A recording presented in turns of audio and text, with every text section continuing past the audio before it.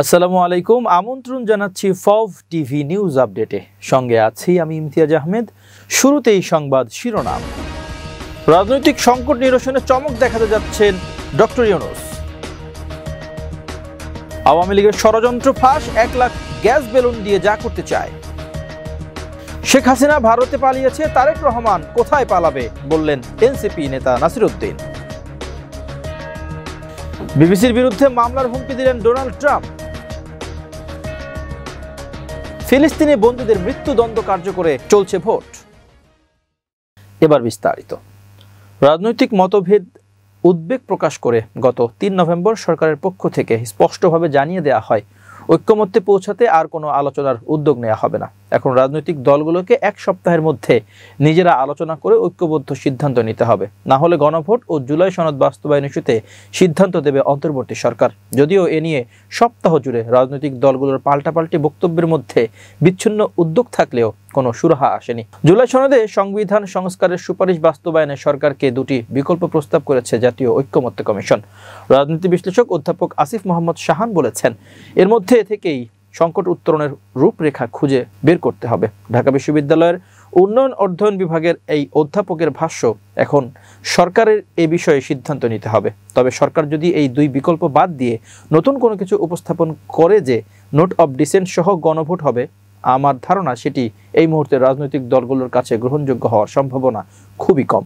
তবে পুরো প্রক্রিয়ার মধ্যে শুভঙ্করের ফাঁকি আছে বলে মনে করেন রাষ্ট্রবিজ্ঞানী অধ্যাপক দিলারা চৌধুরী। তার মতে বিদ্যমান সংবিধান আর জুলাই সনদের মারপ্যাচ জটিলতা বাড়াচ্ছে। অধ্যাপক দিলারা চৌধুরী বলেন, যদি গণভোট নির্বাচনের আগে না হয় তাহলে কিন্তু 1972 সালের সংবিধানের আওতায় আসন্ন নির্বাচন হবে, যেখানে গণভোট নেই। তখন বিএনপি কিন্তু বলতে পারে যে গণভোট হয়েছে, সেটি আমরা মানি না, কারণ গণভোট সংবিধানে নেই। এই জায়গায় একটি বড় শুভঙ্করের ফাঁকি আছে। এই 2 বিশ্লেষকের মতে সংকট সমাধানে দলগুলোর দায়িত্বশীল আচরণ এখন সবচেয়ে জরুরি।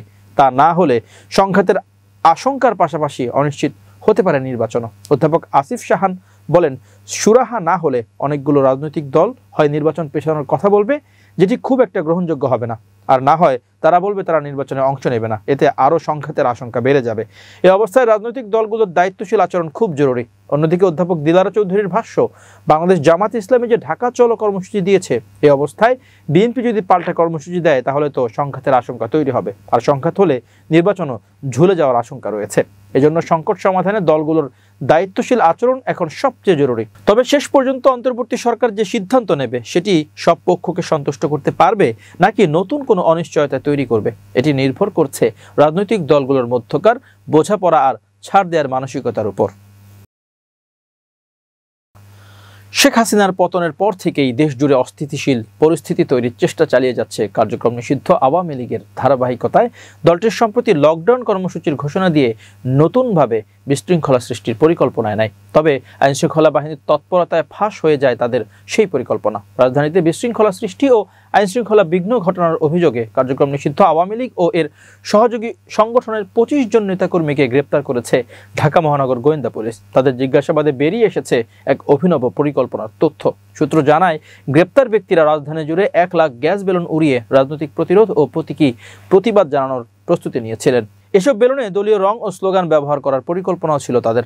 9 নভেম্বর দুপুরে DMP media and public relations বিভাগের পুলিশ কমিশনার মোহাম্মদ তালিবুর রহমান এক সংবাদ বিজ্ঞপ্তিতে এই তথ্য নিশ্চিত করেন। তিনি জানান, গত 24 ঘন্টায় রাজধানীর বিভিন্ন বিভাগের সমন্বিত অভিযানে মোট 25 জনকে গ্রেপ্তার করা হয়। ডিবি জানায়, মিরপুর বিভাগ থেকে 3 জন, রমনা থেকে 3 জন, সাইবার বিভাগ থেকে 2 জন, মতিঝিল থেকে 4 জন, ওয়ারি থেকে 5 জন, উত্তরা থেকে 2 জন, তেজগাঁও থেকে 2 জন, লালবাগ থেকে 3 জন এবং গুলশান বিভাগ থেকে 1 জনকে গ্রেপ্তার করা হয়েছে। ডিসি তালিবুর রহমান জানান, প্রাথমিক জিজ্ঞাসাবাদে তারা স্বীকার করেছেন ঢাকায় আকস্মিক ঝটিকা মিছিল আয়োজন করে জনমনে আতঙ্ক সৃষ্টি ও আইনশৃঙ্খলা পরিস্থিতি অস্থিতিশীল করার পরিকল্পনা ছিল তাদের। পাশাপাশি রাষ্ট্রীয় অতিথিশালা ও যমুনা এলাকা সহ রাজধানীর গুরুত্বপূর্ণ স্থানে দলীয় রঙে বেলুন উড়িয়ে প্রতিবাদ করার প্রস্তুতিও নিচ্ছিলেন তারা। আইনশৃঙ্খলা বাহিনীর দাবি, এই পরিকল্পনার পেছনে ছিল সংগঠিত রাজনৈতিক প্রতিরোধের একটি বড়সড় প্রচেষ্টা। তবে গ্রেপ্তারকৃতদের পরিবারের সদস্যরা দাবি করেছেন তারা নিরপরাধ এবং রাজনৈতিক উদ্দেশ্যেই তাদের আটক করা হয়েছে। পুলিশ জানিয়েছে, গ্রেপ্তার হওয়া ব্যক্তিদের বিরুদ্ধে আইনানুগ ব্যবস্থা প্রক্রিয়াধীন এবং মামলার তদন্ত চলছে। এখন দেখার বিষয় রাজধানীতে শান্তি শৃঙ্খলা বজায় রাখতে এই অভিযান কতটা প্রভাব ফেলতে পারে।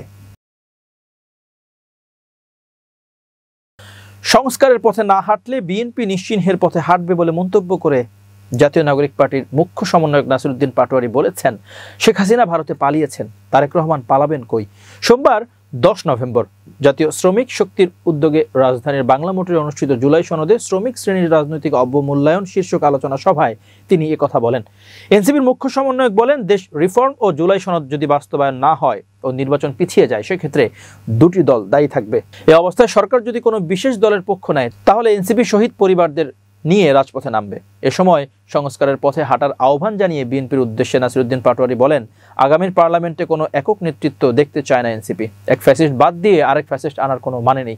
সংস্কারের পথে না হাঁটলে নিশ্চিহ্নের পথে হাঁটবে বিএনপি। আর শেখ হাসিনা ভারতে পালিয়েছেন, তারেক রহমান পালাবেন কই। তিনি হুঁশিয়ার করে বলেন, ৭১-এর কার্ড, শহীদ পরিবারের কার্ড খেলে কেউ নব্য ফ্যাসিস্ট হতে চাইলে মেনে নেওয়া হবে না।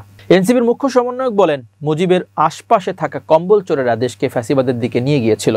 ঠিক তেমনি তারেক ভাই করে কিছু মানুষ তাদের ফ্যাসিস্ট করে তুলছে। কিন্তু জেনজি জেনারেশন যেমন আপনাদের সোহাগ করতে জানে, তেমনি আপনাদের শোধরাতেও জানে। জনগণের কাছে এনসিপি দায়বদ্ধ জানিয়ে নাসিরউদ্দিন পাটোয়ারী বলেন, বিএনপি একসময় প্রার্থী খুঁজে পেত না। আগে সাকিব আল হাসানরা ব্র্যান্ড অ্যাম্বাসেডর ছিল নৌকার, এখন কিছু ব্র্যান্ড অ্যাম্বাসেডর বেরিয়েছে ধানের শীষের। কিন্তু আমাদের কাছে ভোটের চেয়ে জনগণ বড়। জনগণের জয় হয় ব্যালট রেভলিউশনে, নয়তো বুলেট রেভলিউশন হবে। বাম দলগুলো শ্রমিকদের অধিকার আদায়ের কথা ভুলে গেছে উল্লেখ করে তিনি বলেন, শ্রম কমিশনের একটি রিপোর্টও বাস্তবায়নের পথে হাঁটেনি সরকার। আর যে দলগুলো শ্রমিক শ্রেণীর মুক্তির কথা বলে এসেছে এতদিন, তারা ঐক্যমত্য কমিশনে গিয়ে ভুলে গেছে সে কথা। লাল পতাকাবাহী দলগুলোকে বলবো, কয়েকটা সিটের জন্য আপনারা নিজেদের এতদিনের অর্জনকে বিক্রি করবেন না। এ সময় শ্রমিকদের সামাজিক সুরক্ষা বলয়ের মধ্যে নিয়ে আসার আহ্বান জানান এনসিপির মুখ্য সমন্বয়ক। ন্যায্যতার পররাষ্ট্রনীতির দাবি জানিয়ে নাসিরউদ্দিন পাটোয়ারী বলেন, আমরা কোনো দেশের সেবাদাস, কোনো দেশের বা কোনো দলের সেবাদাস হতে চাই না। আমরা একটা ন্যায্যতার পররাষ্ট্রনীতি চাই। ধর্মীয় বিভেদ তৈরি করে ধর্মীয় মূল্যবোধ নষ্ট করা যাবে না। আন্দোলন সংগ্রামে নারীদের অবদানের কথা তুলে ধরে তিনি বলেন, মায়েরা ও মেয়েরা গণঅভ্যুত্থানে ভূমিকা রাখলেও সংস্কারে তাদের কথা নেই। দলের প্রধান নারী হলেই নারী বান্ধব সমাজ তৈরি হয় না। নিজের প্রয়াত বাবা মির্জা রুহুল আমিনকে নিয়ে সামাজিক যোগাযোগ মাধ্যম সহ বিভিন্ন প্ল্যাটফর্মে গুজব ও মিথ্যাচার করা হচ্ছে, এমন অভিযোগ তুলেছেন বিএনপির মহাসচিব মির্জা ফখরুল ইসলাম আলমগীর। তার অভিযোগ, তার বাবার সম্বন্ধে মিথ্যাচার শুরু হয় গত আওয়ামী রেজিমে। আর সোমবার 10 নভেম্বর নিজের ভেরিফাইড ফেসবুক অ্যাকাউন্টে দেওয়া এক স্ট্যাটাসে তিনি বিষয়টি নিয়ে ক্ষোভ প্রকাশ করেন। মির্জা ফখরুল আশা করেন, নতুন প্রজন্মের বাংলাদেশে মিথ্যার চাষ ছেলেমেয়েরা করবে না। ফেসবুক পোস্টে তিনি বলেন, আমি গত 2 দিন ধরে ঠাকুরগাঁওয়ে আছি। কিছু কথা বলা এখন খুব জরুরি আমাদের দেশের ভবিষ্যৎ ও তরুণ প্রজন্মের জন্য। জীবনের এই প্রান্তে এসে যখন দেখি সমাজে কিছু মানুষ নিজেদের স্বার্থে মিথ্যাচার চাষ করছে, তখন বলা আরো জরুরি। বিএনপি মহাসচিব বলেন, আমার আব্বা মরহুম মির্জা রুহুল আমিন 1971-এর মার্চের 27 তারিখে আমার নানা বাড়ি যান আমার 2 বোন এবং মাকে নিয়ে। তারপর এপ্রিলে চলে যান ভারতের ইসলামপুরে। রিফিউজি ক্যাম্পে ছিলেন যুদ্ধের প্রায় পুরোটা সময়। 3 ডিসেম্বর ঠাকুরগাঁও স্বাধীন হয়। আমার বাবা ঠাকুরগাঁও ফিরে আসেন তখনই। যখন ফিরে আসেন দেখেন সব লুট হয়ে গেছে। অর্থাভাবে তার মা তার গয়না বিক্রি করে দেন বলে জানান মির্জা ফখরুল। তিনি বলেন, আমি যোগ দিই অর্থনীতির শিক্ষকতায়। প্রথমে বেতন তুলে দিয়ে আমার আম্মার হাতে। আল্লাহর রহমতে জীবন চলে যায়। 1971-এর পরে বাংলাদেশের কোটি কোটি মানুষ এভাবেই ধ্বংসস্তূপ থেকে তৈরি করেছে জীবন। ফেসবুক পোস্টে তিনি আরো বলেন, গত 54 বছরে আমার বাবার নামে কোথাও কোনো মামলা হয়নি। ঠাকুরগাঁও জেলার যা কিছু আধুনিক এর শুরু আমার বাবার হাতে। এই জেলার প্রতিটি সৎ মানুষ জানে আমার বাবার কথা। আমার বাবা মারা যাওয়ার পরে তার স্মৃতি রক্ষার জন্য নিয়ে যে ফাউন্ডেশন হয়, তার নেতৃত্বে ছিলেন ঠাকুরগাঁওয়ের সব নামকরা রাজনীতিবিদ। 1997 সালে তার মৃত্যুতে সরকারি শোক প্রকাশ করা হয়। মির্জা ফখরুল বলেন, আমার বাবা সম্বন্ধে মিথ্যাচার শুরু হয় গত আওয়ামী রেজিমে এবং দুঃখজনকভাবে গত 1 বছর ধরে একটি গোষ্ঠী যারা নিজেদের জুলাই আন্দোলনের অংশীদার মনে করে, তারাও এই মিথ্যাচারের অংশ নিচ্ছেন। মিথ্যা গুজব ও অপবাদ সমাজ ধ্বংস করে। তিনি আরো বলেন, আমি আমার সারা জীবন এদেশ আর জাতির জন্য দিয়েছি। গত বছর জুলাইয়ে আমাদের ছেলে মেয়েরা বাংলাদেশকে আশা দেখিয়েছে। আমি আশা করব নতুন প্রজন্মের বাংলাদেশে মিথ্যার চাষ আমাদের ছেলে মেয়েদের করবে না। এরা সত্যের পথে থাকবে, প্রতিদ্বন্দ্বিতা করবে মেধা, বুদ্ধিমত্তা, সততা আর পলিসি দিয়ে। সততা আর মিথ্যা দিয়ে পপুলিজম কেনা যায়, কিন্তু দেশ গড়া যায় না। আসুন আমরা আমাদের অভিজ্ঞতা, দেশপ্রেম আর নতুন প্রজন্মের সাহস আর দেশপ্রেম দিয়ে তৈরি করি একটি মর্যাদাপূর্ণ সৎ মানবিক বাংলাদেশ। এবার আন্তর্জাতিক প্রসঙ্গ। যুক্তরাজ্যের প্রভাবশালী গণমাধ্যম বিবিসির বিরুদ্ধে আইনি পদক্ষেপ নেওয়ার হুমকি দিয়েছেন যুক্তরাষ্ট্রের প্রেসিডেন্ট ডোনাল্ড ট্রাম্প। বিবিসি কর্তৃপক্ষ নিশ্চিত করেছে তারা মার্কিন প্রেসিডেন্টের কাছ থেকে আইনি পদক্ষেপ নেওয়ার হুমকি দিয়ে পাঠানো একটি চিঠি পেয়েছে। ডোনাল্ড ট্রাম্প দ্বিতীয় মেয়াদে মার্কিন প্রেসিডেন্ট হিসেবে দায়িত্ব নেয়ার পর এ পর্যন্ত বেশ কয়েকটি মার্কিন সংবাদ মাধ্যমের বিরুদ্ধে মামলা করেছেন। অবশ্য এর মধ্যে কিছু মামলা ইতিমধ্যেই আদালতে খারিজ হয়ে গেছে। এর আগে বিবিসির চেয়ারম্যান শমীর শাহ বিবিসি নিউজে প্রচারিত এক সাক্ষাৎকারে ইঙ্গিত দিয়েছিলেন সংবাদ মাধ্যমটি সম্ভবত ট্রাম্পের পক্ষ থেকে মামলা মোকাবেলার জন্য প্রস্তুতি নিচ্ছে। শাহ বলেন, ট্রাম্প একজন মামলা প্রিয় মানুষ, তাই আমাদের সব ধরনের পরিস্থিতির জন্য প্রস্তুত থাকা উচিত। বিবিসির মহাপরিচালক টিম ডেভি ও সংবাদ বিভাগের প্রধান ডেবোরা টার্নেস রোববার পদত্যাগ করেছেন। প্যানোরামা অনুষ্ঠানে প্রচারিত এক তথ্যচিত্রকে কেন্দ্র করে বিবিসি ব্যাপক বিতর্কের মধ্যে আছে, আর এর মধ্যেই তারা দুজন পদত্যাগ করেছেন। বিবিসির প্যানোরামা অনুষ্ঠানে প্রচারিত তথ্যচিত্রে ট্রাম্পের একটি ভাষণ ভুলভাবে সম্পাদন করা হয়েছে বলে অভিযোগ উঠেছে। ট্রাম্পের ভাষণের আলাদা আলাদা অংশ সেখানে জোড়া দেওয়া হয়েছে এবং সেটি শুনে মনে হচ্ছে ট্রাম্প মানুষকে ক্যাপিটল হিলে আক্রমণ করতে প্ররোচিত করছেন। গত বছর মার্কিন প্রেসিডেন্ট নির্বাচনের আগে ওই তথ্যচিত্র প্রচার করা হয়েছিল। গাজাবাসী যখন ধ্বংসস্তূপের নিচ থেকে লাশ খোঁজায় ব্যস্ত, ঠিক সেই মুহূর্তে ফিলিস্তিনি বন্দীদের মৃত্যুদণ্ড কার্যকর করার বিতর্কিত বিলে ভোটাভুটি হচ্ছে ইসরায়েলি পার্লামেন্ট নেসেটে। এর আগে 3 নভেম্বর ইসরায়েলি সংসদের জাতীয় নিরাপত্তা কমিটি ফিলিস্তিনি বন্দীদের মৃত্যুদণ্ড কার্যকরের জন্য একটি বিল উপস্থাপন করে। সংসদের নিরাপত্তা কমিটি কর্তৃক অনুমোদিত বিলটি 10 নভেম্বর প্রথম পাঠের জন্য নেসেটে আনা হয়েছে। ইতোমধ্যে বিভিন্ন মানবাধিকার গোষ্ঠী এবং আন্তর্জাতিক পর্যবেক্ষক আইনটির বিরুদ্ধে ব্যাপক নিন্দা জানিয়েছে। ইসরায়েলের অতি ডানপন্থী ও জাতীয় নিরাপত্তা মন্ত্রী ইতামার বেন গভিরের চাপের পর এই পদক্ষেপ নিয়েছে দেশটির সরকার। তিনি জানিয়েছেন, বিলটি পাশ না হলে তার দল ওট জমা ইয়েহুদিত অন্যান্য সরকারি বিলের জন্য সমর্থন দেওয়া বন্ধ করে দেবে। দলটি নেতানিয়াহুর দুর্বল জোটের একটি গুরুত্বপূর্ণ অংশ। দলটির সংসদে খুব কম সংখ্যাগরিষ্ঠতা থাকলেও আইন পাশের ক্ষেত্রে বেন গভিরের সমর্থনের উপর নির্ভর করে। আল জাজিরার প্রতিবেদনে বলা হয়েছে, 2022 সালের শেষের দিকে সরকার গঠনের সময় লিকুদ পার্টি এবং বেন গভিরের ইহুদি গোষ্ঠীর সম্মিলিত জোট থেকে বিলটি এসেছে।